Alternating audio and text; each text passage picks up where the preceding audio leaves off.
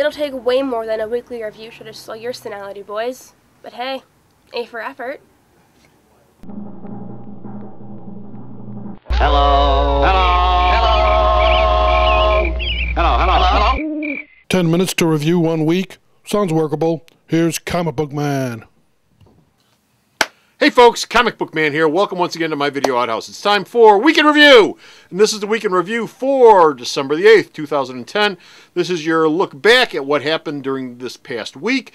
Like I always say, if you go to ShipShape for this same week and you put these two shows together, you'll have a real good feel for what happened the week of December the 8th, 2010.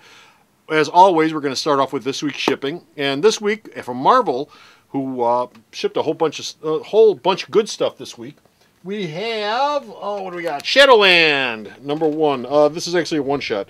Shadowland after the fall. This gets everything prepared for Black Panther, who's coming this coming week in Black Panther Man Without Fear #513. But this sets the stage for Black Panther's arrival. It's got a lot of people walking around in Hell's Kitchen, a lot of heroes walking around. Where's Matt? What happened? I don't understand. Matt disappeared. Oh, look, T'Challa's here. What's T'Challa doing here? We'll find out in the next issue. So did they all know he was Daredevil by that time? Well, the heroes do. Okay. The heroes do. Of course, Matt Murdock's had one of the worst kept secrets in the Marvel universe. They've outed him, and they, you know, any number of times they've outed him, and any number of times, you know, they go, well, it's not really him, I guess. Oh, it is him. You know, back and forth and back and forth. I don't know where they're going to wind up going with that once he actually does come back, which he will eventually, as we all know. But this came out this week, and this sets the stage for next week's Black Panther Man Without Fear 513. Also this week from Marvel, Thor! Look who's back! Old One Eye! It wouldn't be a week without a Thor book. Old One Eye's back, and of course you know why Old One Eye's back. There's a movie coming out, and he's in it. That's right, Odin's in the movie, Odin's back here. It actually makes sense thematically within the context of the Thor storyline, because all the Asgardians eventually came back to life in human form. The only one who hasn't come back so far is Odin. Of course, he was the first one to die long before the events in Thor, which led to the Ragnarok. Siege of Asgard thing? Yeah, he died long before then. Well, Siege of Asgard is when they came back. Okay. Ragnarok was years ago when they killed off the Thor line. Odin hasn't come back. Now he's back, so all will be right with the world once the movie comes out. He'll be pissed. Widowmaker came out this week. Black Panther and Hawkeye. Oh, Mockingbird, his wife, is in all sorts of trouble, especially after just coming back from the dead. And Black Widow and Hawkeye are going to find out what the problem is. Ronan, a brand new Ronan, is the cause of all the problems. And this miniseries is going to look into that. It's beautiful cover art. Beautiful cover art. I really like the cover art on this thing. Also this week, oh, look who else is back from the dead. Ares. Ares is back from the dead this week. Of course, in Chaos War, all the dead gods are coming back to life because the big baddie in Chaos War is bringing them all back from the dead in order to fight the living gods. Oh. And so, of course, Ares is coming back. Nobody thought Ares was going to be dead forever, did we? I mean, really. And also this week from Marvel, we had yet another installment of Stephen King's Dark Tower, The Gunslinger.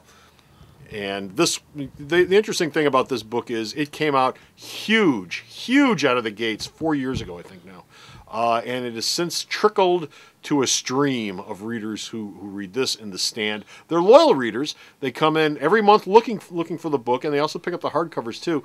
But compared to what this book was when it first exploded on the stands, nothing. Well, is Dark Tower exploring new ground as opposed to The Stand, which is just recreating the book that already existed? Because he didn't write that many Dark Towers. Well, this fleshes out right. So the background stuff, just like The Stand does. But he wrote a lot of. Dark Tower is actually a series of novels, which have never really hit big as far as mass market goes. But there's tons of material there to work with, and that's what these are. From DC this week, we had. First in a Batman Detective Annual crossover, Batman is going to France in this, and Bruce Wayne Batman and Dick Grayson Batman are going to France, and they're going to check up on a Batman of France. And the most interesting thing about this issue is they go to France and they meet the snooty French police commissioner there, who is about as French as you could possibly get, and he has no use for the American Batman coming over to France and telling cheese eaters how they ought to be, conducting their crime-fighting Does activities. the French Batman surrender a lot? And we don't need you, and why don't you go back home? And you know, I give up. you know, we have no use for you here. Come on into Paris. The streets are yours. Sacre Bleu, go back home. But does Batman? Of course not. It's Bruce Wayne. He punches him in the face. He never listens to anybody, much less the French. But that's what this issue's all about, and this will cross over into this year's Batman Annual, which will be out very shortly. Also this week we had Superboy number 2, which is a continuation of, from Superboy 1. The story continues directly over with Poison Ivy being not the cause of why all the green is in Smallville, but she's actually coming to investigate it because she felt a disturbance in the green all the way over in Gotham. So the two of them have a team up, which he's leery about, and he probably ought to be, because she betrays him halfway through the issue. And they find out where the green is coming from. Well, all she wants is whatever's causing the green to go crazy. Which they find out, and I'm not going to tell you what it is, but it's very scary and very creepy, which you would expect from Jeff Lemire, who writes creepy, scary, off-the-wall stuff. Sweet Tooth. Sweet Tooth. Yeah, well, he writes Which Sweet is Tooth. creepy and, yeah. But you'd expect that from him. And this is a very good book. Also this week, Fables 100 ship. This is the Fables trade paperback. It's actually really nice. $9.95 cover price. It's got all sorts of stories in it. It's got activity pages. Yes, it has activity pages in it. I swear to God. It's got activity pages in it. It's got stories in it. It's got the big culmination of the storyline that's been going on in Fables now for the last year or so between these two characters. And I forget, I read the solicitation on it. I haven't read the whole issue yet, but I flipped through it. And you're getting a lot for $9.95. This isn't just them trying to reach into your pocket. They really did put a lot into this book. You'll never get it in a bag. Well, no, you put it in a Silver Age bag. Okay. I was gonna have to put it on my shelf. But this shipped this week, and it's well worth the $9.95 cover price. And of course, it was 15% off here at the store. Now, in the indie world, we had Lady Mechanica number 0 that shipped this week, and I'm going to get through these pretty quick. Number 1. No, number 1. I'm sorry, number 1. 0 shipped about 2 months ago. Number 1 shipped this week. It's more of the same, more steampunk madness and girlies and stuff. Great art in this book. Starborn number 1. This is the last of the Stan Lee projects coming out from Boom. It's every bit as good as the previous 2. So if you like those, pick them up. And if you didn't, well, you know what to expect. Stan Lee says, "Come get my book." Nightmares and Fairy Tales came back to life. Nightmares and Fairy Tales came back to life. It's being published by Slave Labor, which did it before. And there hasn't been one of these in a couple of years, but the creators of it are back in the saddle once more. From Dark Horse, Let Me In. This is based on the Swedish horror film, which did huge box office and is a cult unto itself over in Sweden. This shipped this week. And finally, 27 shipped this week from Image. This has got a second issue that's solicited. It's also had a second print of this issue, which is solicited, so it must have sold out in pre-orders. And I can't tell you exactly what it's about, but it's all about a young guitar player, a young punk rock star who has an amp in his chest. He's got an amp in his chest. He's always ready to rock. Also this week we had 2 Christmas specials, one from DC, one from Dynamite. This one is a collection of different stories. It's an anthology book, all themed for the Christmas holidays. This one is one whole story with the Project Superpowers cast. Alex Ross's characters back from the dead over at Dynamite. This one's $5.99. This one's $4.99. And finally, Kids Corner, we had Captain America: The Korvac Saga, which is a kids retelling, I shouldn't say kids, an all-ages retelling of the Korvac Saga from way back in the late 70s in the Avengers. And we had the end of the Tiny Titans Little Archie's crossover that Mr. Art Balthazar, Chicago Southside's own Art Balthazar, and Franco, did up over at DC, and there will probably be a sequel to this. Look for it probably over at Archie. And that's this week's shipping. Now let's do a little bit of news over where the boys usually are at, but they're not, so it's just me today. But let's go over and do a little bit of news in the news desk.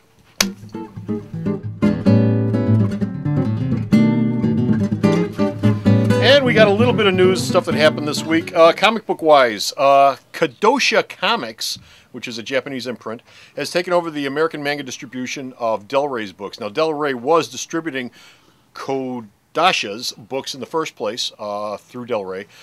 Del Rey has decided, I guess, not to do that anymore. Either that or Kodash has decided that they want to do it themselves. But they will be picking up the distribution of their own books directly through America. They have 30 volumes planned this summer. First ones are going to start coming out in May 2011. Now, for some reason, Del Rey is going to continue to be distributing to Basha and XXXaholic, which I assume is probably their biggest sellers, which may be the reason why they want to hold on to that. But Kadosha will be distributing all their own stuff starting this summer, so look forward to that. There won't be any break in manga for all you manga fans out there. Mark Waid has quit his job as Chief Creative Officer over at Boom. He will still continue to write for them, though, as a freelancer. He will still be writing Irredeemable, Incorruptible, and The Traveler. But you won't see him doing any more creative control work over at Boom anymore. Of course, the folks over at Boom are very happy for his time with them. He did a lot of work for them. He started off as editor-in-chief. Then he got moved over to this chief creative role. But he's going on to greener pastures now, but he'll still have his finger in the Boom pie. Over at Marvel, Marvel announced the Marvel Architect program this week. Now, what is that? Bendis, Brubaker, Fraction, Hickman, and Jason Aaron's are all working together. They're all huddled up, and they're going to be working on Marvel's next big crossover. Marvel hasn't had any for the last year. Siege was the last one. We've had a bunch of mini events this year. But the next big crossover is going to happen in April, and the word is it's going to be a Martian invasion. Killraven showed up recently in the Avengers, and that wasn't a fluke. That wasn't a mistake. He was actually there because they're planning possibly a Martian invasion coming up starting in April. And like I said, this will be a huge crossover event a la Civil War, a la Secret Invasion, and a la The Siege. So look for that this coming April.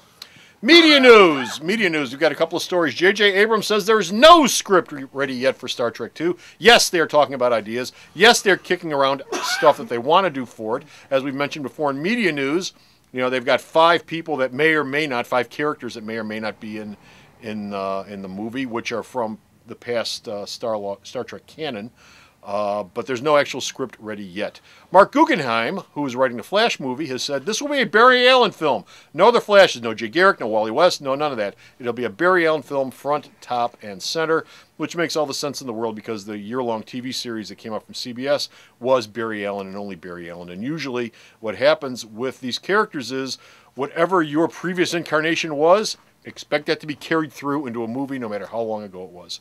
And our last media story, we've talked before about David E. Kelley doing a Wonder Woman series. David E. Kelley revealed this week that while, yes, he wants to do the Wonder Woman series for DC, he's got 2 other series that he's already committed to for NBC, which he's working on right now, which bumps Wonder Woman to 3rd in line, which means you may not see anything coming from Wonder Woman. She goes nowhere. You may have nothing coming from Wonder Woman and David E. Kelley for at least a year. Nobody wants to touch that. They don't want to touch that chick. So we'll see what's happening. We'll see what's happening with that. Last thing I want to mention is we have no wrestling news this week, or no MMA news this week. Nothing of note happened, at least as far as Bo's concerned, which is where I get a lot of these news stories from. One of the things we're marking this week at the store is our 14th anniversary here at 3149 West 111th Street in the heart of beautiful downtown Mount Greenwood. We have been here this long because of the continuity and stability you, our customers, give us by coming in every single week. So whether or not you've only come in once or twice in the last 14 years, or whether you come in every single week and shop here, thank you all very much. You're the reason why I'm here and this store is here. So thank you very, very much. What that little tear you got going on? So that's it. We're done. We're finished. We're out of here. Go to the store's website, though, if you want to see more weekend reviews. And until next time, this is Comic Book Man saying bye.